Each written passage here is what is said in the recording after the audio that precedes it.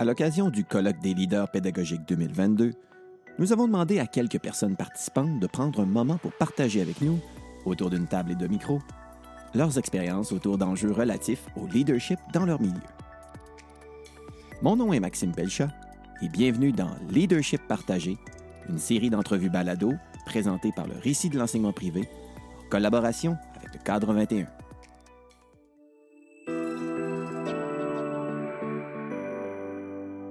Je suis content d'accueillir avec moi deux personnes très engagées qui ont décidé d'apporter leur leadership dans une autre sphère aussi. Je discute avec Mélanie Morissette, qui est enseignante au Collège Saint-Joseph de Hull. Merci, bonjour. Ben oui, c'est le fun que tu aies accepté de venir participer à cette discussion. Et Frédéric Ouellette, qui est enseignant au Collège Sainte-Anne de la Pocatière. Salut Maxime. Salut. Puis je remarque que dans vos milieux, vous avez des responsabilités particulières qui viennent justement toucher le leadership. Mélanie, tu me racontais que tu es représentante de niveau à ton école. Oui. Et de ton côté, Frédéric, que tu as un bout de tâche de technopédagogue dans ton milieu. En effet. Mais pourquoi qu'on se prend un moment pour discuter ensemble de leadership, c'est que vous avez apporté justement le leadership à un autre niveau. Vous avez décidé de vous investir bénévolement dans une association professionnelle. Puis c'est ça qui vous réunit, dans le fond, les deux à la table parce que vous êtes vraiment géographiquement pas dans la même région. Non. Non, pas du tout. Et vous avez justement décidé de vous investir au GRMS, le groupe des responsables des mathématiques au secondaire. Exact. Qui est une association professionnelle dynamique, Oui. clairement. Qu'on voit beaucoup passer justement là, avec active sur les réseaux sociaux, une communauté engagée. Mais tu sais, vous personnellement, là, puis je vais commencer avec toi, Mélanie, qu'est-ce qui t'a comme convaincu de dire comme moi, OK, je suis prêt à prendre de mon précieux temps de vie pour donner un peu de bénévolat dans une association professionnelle? Mais moi, qu'est-ce qui m'a vraiment attirée en premier, là, c'est les rencontres. Les rencontres avec les gens. Parce que, tu sais, malgré qu'on organise, qu'on planifie, on est toujours en train de rencontrer des gens, puis on fait vraiment de belles rencontres, puis ça me nourrit beaucoup. Puis ça, c'est un aspect que j'aime vraiment beaucoup de mon implication.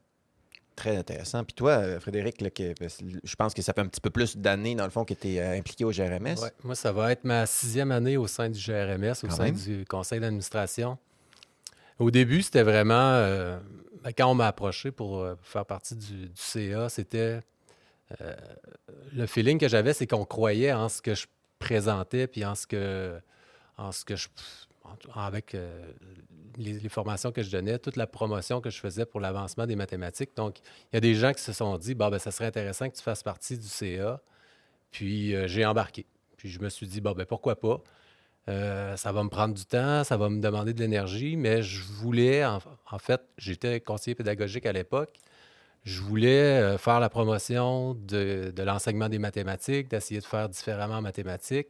Puis je me disais, au sein d'une association professionnelle, je vais avoir l'occasion de partager aux autres, de présenter, d'organiser des événements où justement le développement professionnel, puis l'enseignement diversifié des mathématiques, ça va faire partie de ce que je prône, puis de où je veux, en tout cas, de l'endroit où ça part, puis où je veux amener les mathématiques. Fait que c'est ça qui m'a incité à le faire. Puis depuis, c'est ça va être ma 6e année. Fait que j'aime ça encore.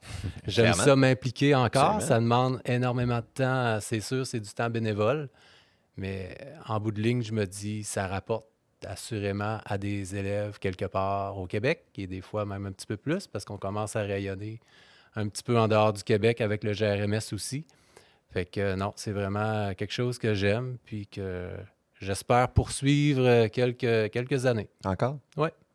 Puis Mélanie, tu sais, vu que ça fait peu de temps, dans le fond, que tu t'es impliquée au sein de l'association, est-ce que tu as senti comme une source d'inspiration de voir des personnes, justement, qui étaient très impliquées, justement, comme ça, puis tu as dit, comme, moi aussi, ça me correspond, dans le fond, ce genre d'implication-là? Moi, je me suis reconnue dans certaines personnes. On dirait que j'avais pas encore vu des gens qui faisaient des choses qui ressemblaient à ce que je faisais puis qui avaient une vision différente. Puis là, j'en ai rencontré. Donc ça, là, ça a été vraiment un moment clé, une inspiration. Ça a été quelque chose, une révélation, là. Donc ça a été un point de départ très, très important pour moi. Puis là, après ça, les gens sont venus vers moi, puis ça a été la possibilité de créer des choses avec d'autres personnes. Ça, là, moi, la création, c'est quelque chose que j'aime beaucoup. J'aime créer, je suis une fille créative, mais j'aime faire ça en équipe. Puis là, je me suis trouvé des nouveaux collègues de travail, des nouvelles personnes qui avaient des nouvelles idées, des nouvelles approches. Puis tout ça, c'est venu me nourrir. Absolument. Hey, puis, tu sais, je fais le lien un peu avec ce que tu racontais tantôt, Frédéric, sur le fait d'avoir de contribué à une certaine forme de rayonnement, ça, à laquelle on croit, dans le fond, mais d'avoir un impact, dans le fond, comme ça. Est-ce que ça devient essentiel, à un moment donné, d'aller s'inspirer ailleurs, de sortir de son milieu?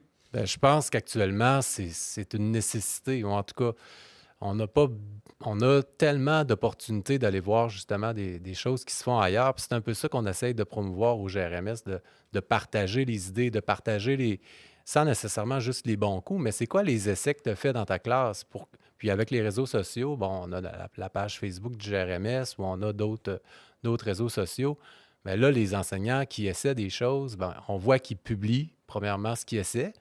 Puis en même temps, ben, ça fait ouvrir justement les yeux à la communauté mathématique, parce que c'est pas vrai que c'est nécessairement tout le monde qui essaie tout, mais au moins, tu as l'occasion de voir c'est quoi qui se passe ailleurs.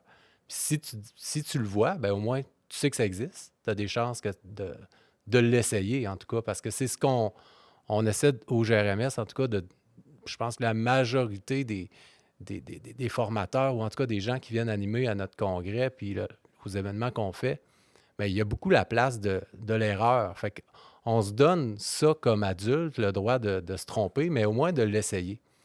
Puis si je trouve que depuis peut-être les 5-6 dernières années, il y a un gros avancement au niveau de la communauté mathématique, soit par le partage qu'on fait au sein du GRMS. Puis de plus en plus, on entend la place de l'erreur, puis on le voit aussi qu'en classe, c'est de plus en plus vrai, parce que c'est bien beau de le dire, mais il faut essayer de l'implanter un petit peu.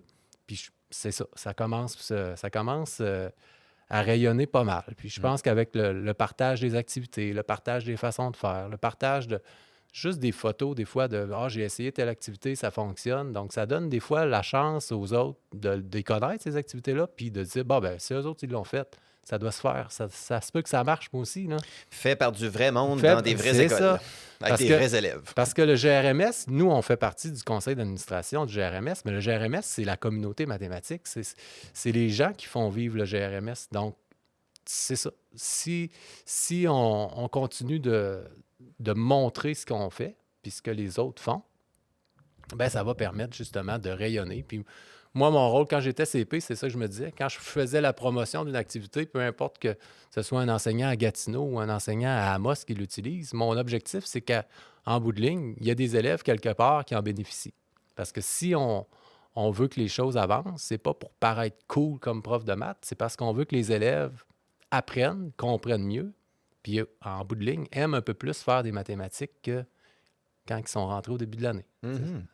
Puis, Mélanie, tu sais, un peu sous cet aspect-là là, de passer à l'action, est-ce que toi, tu as une retombée, même dans ta pratique du fait d'être impliqué, puis là, tu es rendu jusqu'au conseil d'administration, là, ce que j'en comprends, mais clairement, tu fais partie de la communauté depuis un bout de temps. Est-ce que tu as pu avoir cette retombée concrète dans ta propre pratique, dans le fond, de dire comme ça m'inspire, ou tu as parlé de création tantôt, peut-être de co-construction? As-tu un exemple qui te vient en tête quand je te parle de ça? Moi, quand j'ai débuté, là, ma première activité avec le GRMS, là, c'est au sein d'un groupe Facebook que le GRMS chapeaute. Là, ça s'appelle Espace Création. Puis, j'ai juste lancé une idée. J'ai dit, moi, j'aimerais ça, on est en COVID, les élèves reviennent en classe. J'aimerais ça trouver une activité de fin d'année, un projet où ils seraient en action, ils travailleraient en équipe, ils manipuleraient. Je ne sais pas exactement quoi, mais est-ce qu'il y a du monde qui veut embarquer avec moi? Puis là, il y a eu des gens qui ont répondu à mon appel. Puis là, on s'est réunis de façon virtuelle parce qu'on était un peu partout. Mm-hmm. On a monté quelque chose, une activité, on a créé, puis chacun dans nos milieux, puis on était vraiment là, répartis un peu partout au Québec. On l'a fait avec nos élèves. On s'est partagé nos photos, on a créé un projet. Ça a été comme ma flamme de départ. Puis après ça, bien, ça m'a permis de faire autre chose, puis de rencontrer d'autres mondes. Puis, par exemple, j'ai rencontré Frédéric lors de ma première animation au GRMS. Puis, on a décidé de partir un projet, mettre nos élèves à distance ensemble, faire une activité. Puis ça nous a mené loin, cette activité-là. Là, on a gagné une bourse pour ça. Les élèves, on veut repartir le projet pour l'année prochaine. Donc, ça m'a ouvert plein de portes, plein d'opportunités. Puis ça, c'est à cause que j'ai osé vouloir créer quelque chose, puis que le GRMS propose des plateformes, des structures, des rencontres entre les enseignants pour pouvoir mettre les savoirs en commun puis travailler en équipe. Ouais, très intéressant. Et puis, tu vois, à t'écouter, puis cette notion de justement d'être capable de réseauter, de travailler à distance, puis comme en planification, de travailler à distance avec les élèves. Puis là, je me tourne, Frédéric, dans ta posture de technopédagogue, clairement, le numérique est une occasion justement à saisir pour venir bonifier, dans le fond, toute cette dynamique-là. Oui, tout à fait. Le numérique, surtout depuis les dernières années, là maintenant, tous les enseignants ont touché au moins au numérique parce qu'ils ont dû enseigner à distance, donc ils ont vu le potentiel. Maintenant, tout est possible avec le numérique. Moi, j'étais à la Pocatière, j'étais à Gatineau, puis nos élèves étaient en même temps dans les mêmes équipes dans un Zoom. Fait que c'est faisable. Fait que maintenant, toutes les possibilités sont là. Si on veut travailler en équipe de profs, bien, on a les plateformes, tout le monde a ça, tout le monde sait comment ça fonctionne, on n'a plus besoin de présenter ça à personne. Donc, pour les élèves, c'est la même chose. Fait que le numérique, que ce soit des plateformes de visioconférence ou d'autres plateformes d'activités collaboratives, c'est des occasions qu'on n'avait pas il y a quelques années, puis on recule pas de temps en arrière, puis les gens ne se seraient pas lancés avec ça parce qu'ils auraient trouvé ça trop complexe. Mais là, ils en ont vécu en partie. Donc, c'est plus facile à vendre, c'est plus facile à dire, ben oui, ça se fait. Puis c'est moins épeurant de l'essayer parce que c'est toujours le défi de faire le premier pas puis de se dire, ben si ça ne marche pas, ben au GRMS, en tout cas, nous, notre façon de penser, c'est de dire, ben on l'essaie, puis si ça ne fonctionne pas, ben tant pis, mais au moins on l'aurait essayé. Puis ça me fait penser, parce que là, justement, on vit ces éléments-là, on les partage. Y a-t-il une sorte de pression qui vient à un moment donné avec le temps d'être identifié comme quasiment comme un influenceur, tu sais, par rapport à ça, une source d'inspiration un peu indirecte? Est-ce que vous sentez des fois que dans cette position un peu, je dirais, implicite de leadership, dans le fond, là, elle n'est pas si explicite que ça, mais elle devient clairement implicite quand c'est toi qui partages, quand tu fais partie justement là, d'une organisation reconnue comme le GRMS. Y a-t-il une pression qui vient avec ça? Ben, en tout cas, je ne sais pas s'il y a une pression, mais c'est sûr je pense qu'on veut bien faire les choses. Donc, moi, je ressens pas la pression tant que ça. Je vais peut-être faire attention à ce que je vais dire, par contre, parce que je sais que si je dis quelque chose, ben, ou que j'écris quelque chose, il y a des choses, ben, ça va être lu. Il y a des gens qui vont les lire parce que c'est écrit, supposons, Frédéric Ouellette, puis en mathématiques, mon nom, il ressort des fois. Fait que je vais faire attention à ce que je vais écrire. Donc, je voudrais pas qu'il y ait des choses qui partent tout croche, puis que ce soit mon nom qui soit à côté. Oui, ben c'est un peu comme une hypothèse, dans le fond, que j'avais, que ça impose une certaine pression de rigueur jusqu'à un certain point, parce que quand on décide de prendre un peu cette position de leadership-là, on se ramasse aussi avec le fait que, comme tu l'as dit, il y a des gens qui nous lisent, il y a des gens qui observent, puis qui veulent s'inspirer, puis il faut que ce soit ça coche, finalement. Mais moi, je me donne pas de pression de publier. Tu sais, quand j'ai un bon coup, je le publie. Ou quand quelqu'un demande de l'aide, puis je dis « Ah, ben moi, je l'ai, cette activité-là, ou quelque chose pour aider », je le publie. Puis je fais ça avec des... Tu sais, je me sens vraiment à l'aise, puis je vais pas aller... je me mets pas de pression là-dessus.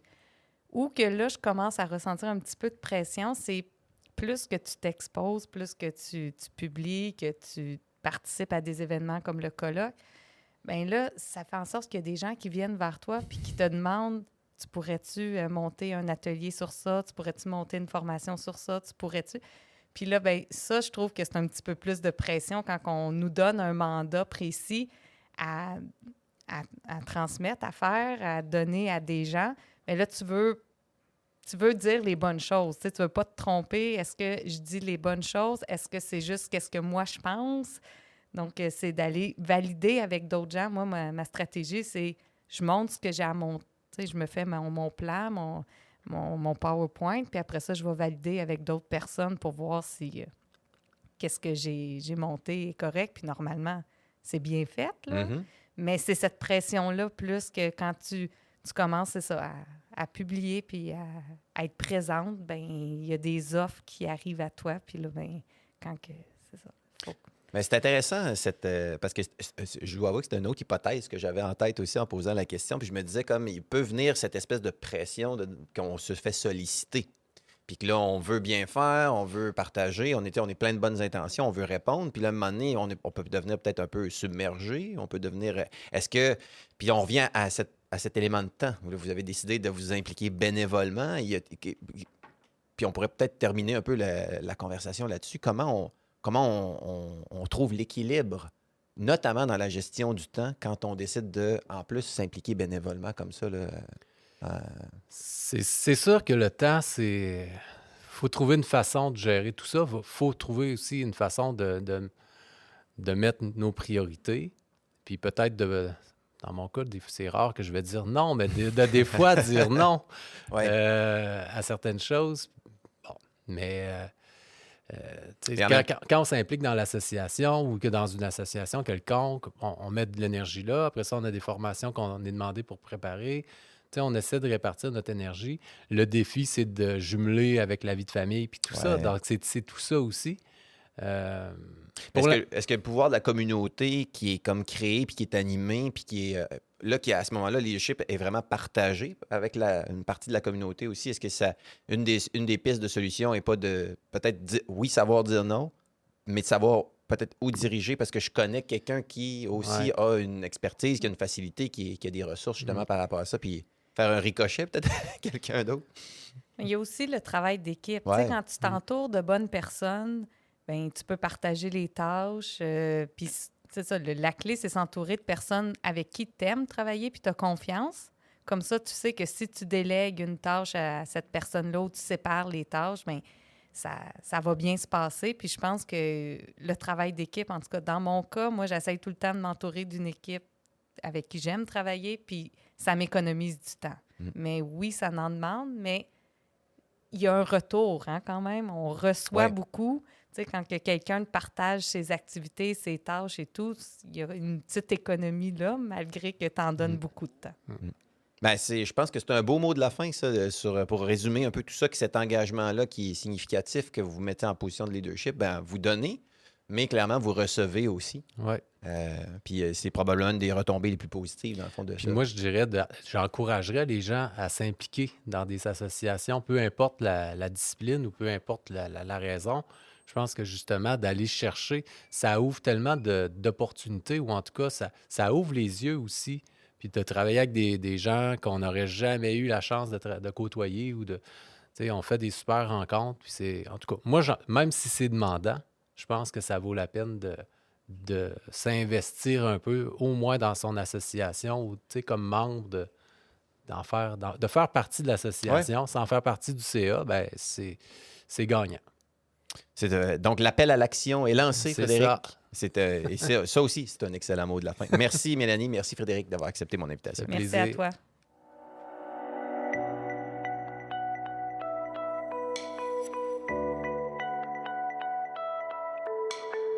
Leadership partagé est une série balado présentée par le Récit de l'enseignement privé, collaboration avec le Cadre 21.